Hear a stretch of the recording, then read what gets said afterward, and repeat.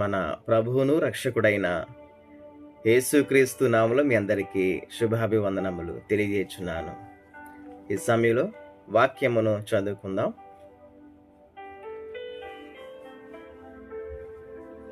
సామెతల గ్రంథము 4వ అధ్యాయము 10 నుండి 15 వచనాలు చదువుకుందాం.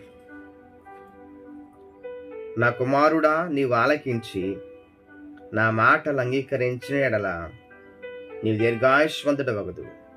జ్ఞాన మార్గమును నేను నీకు బోధించి ఉన్నాను, యథార్థ మార్గములో నిన్ను నడిపించి ఉన్నాను.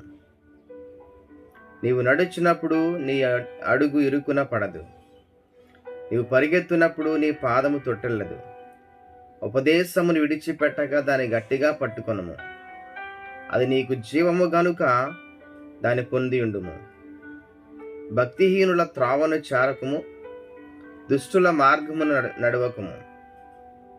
దాని యందు ప్రవేశింపక తప్పించుకొని తిరుగుము, దాని నుండి తొలగి సాగిపోము అని దేవుని వాక్యంలో రాయబడింది. ఇక్కడ చెప్పబడిన మాట ప్రకారము జ్ఞాన మార్గమును నేను నీకు బోధించి ఉన్నాను, యథార్థ మార్గమును నేను నడిపించి ఉన్నాను అని రాయబడింది.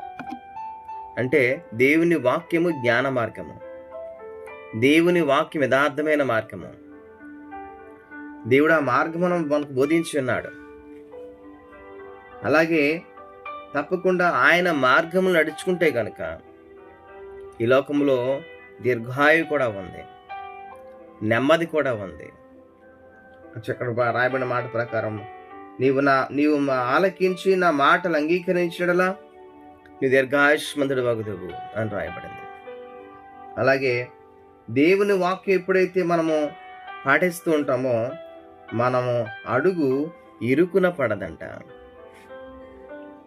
మనం పరిగెత్తినప్పుడు తొట్టిల్లిపోకుండా మనం పరిగెత్తగలము అని దేవునికి వాక్యంలో రాయబడింది. తప్పకుండా దేవునికి ఇష్టంగా లోకంలో జీవించాలంటే ఇక్కడ రాయబడిన మాట ప్రకారము ఉపదేశమును విడిచిపెట్టక దాన్ని గట్టిగా పట్టుకొనము.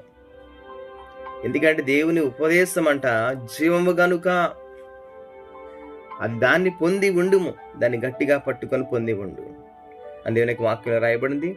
అట్టి కృప దేవుడు మనకందరికీ దయచేసి ఆయన జీవ మార్గం నడుచుటకు, ఈ లోకంలో ఒక వెలుగులో నడుచుటకు దేవుడు మనలందరినీ బలపరచును గాక. Amen. Thank you. Be the light.